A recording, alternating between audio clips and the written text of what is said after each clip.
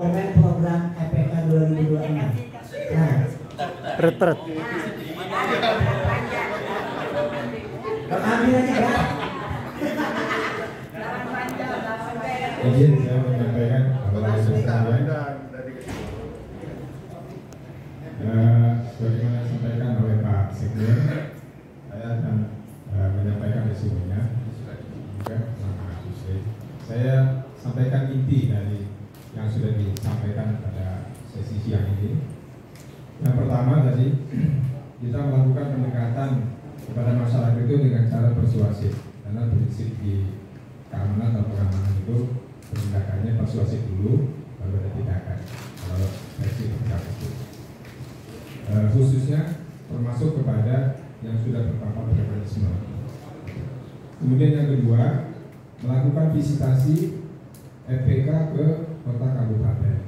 Saya kira tadi inspirasinya banyak sekali dari kota kabupaten, masukan-masukan program kegiatan yang sangat beragam, makanya sudah nasional seperti Balikpapan.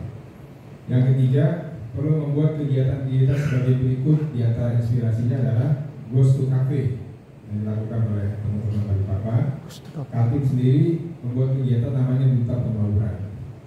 Kemudian ada payung hukum yang sudah disampaikan tadi, bahwa sebetulnya kita ini organisasi plat merah karena ada Permendagri nomor 34 tahun 2006 tentang pedoman kegiatan pembauran kebangsaan.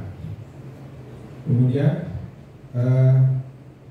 perlunya memaksimalisasi program Jospon dan Gratispon, sampaikan Pak tadi sampaikan. Saya tambahkan untuk nanti itu SDM kuliahnya di atas rata-rata nasional. Kalau tadi nasional cuma 6,9. Ya, untuk yang kuliahnya sekitar 6% Pak.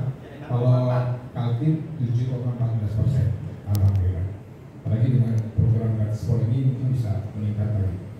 Kemudian yang kelima, sangat diharapkan pengurus EPK HP-nya aktif atau on, karena masyarakat butuh respons yang sangat cepat, ya, supaya tidak merasa tidak terlayani masyarakat, termasuk juga mungkin Kesma.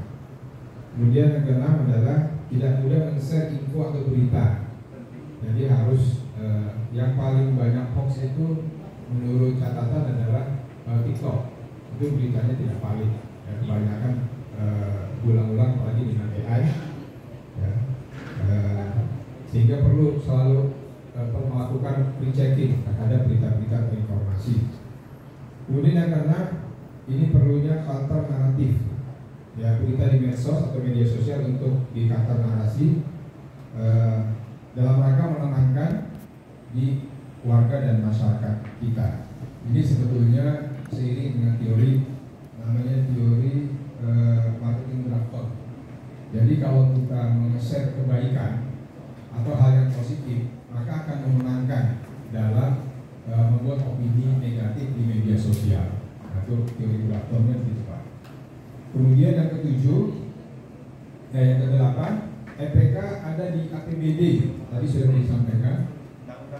Ya, itu Permendagri 34 2006 tentang pedoman penyelenggaraan pembauran kebangsaan daerah.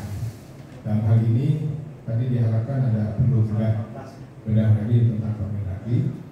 Kemudian yang kesembilan, EPK melakukan kegiatan turun ke masyarakat sampai dengan kecamatan bahkan kelurahan dengan pendanaan bisa didapatkan bukan cuma APBD tapi juga dari CSR. Kemudian yang 10 ada sektor di sekber, maksudnya ada sekretariat bersama, menjadi inspirasi juga dari Bontang. Mungkin di kota kabupaten yang lain sekretariat bersamanya bisa diaktifasi di kantor-kantor Kesbag.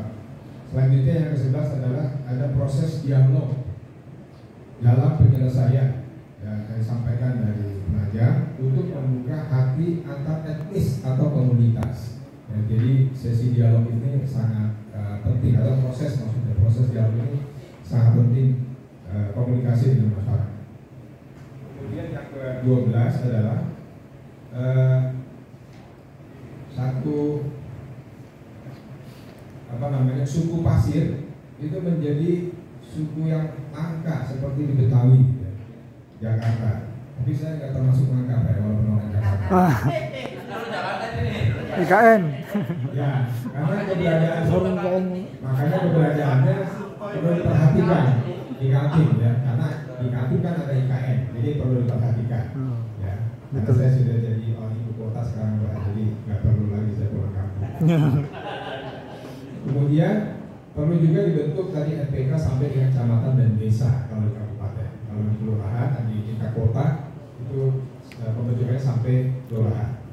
Yang ke-13, RPK perlu berkolaborasi dengan berbagai stakeholder. Dalam hal ini lembaga adat misalnya tadi di Berau sangat luar biasa bisa menyatukan dua kerajaan, kesultanan, sama Diung. Kemudian dengan komunitas ya, kolaborasi dan ormas.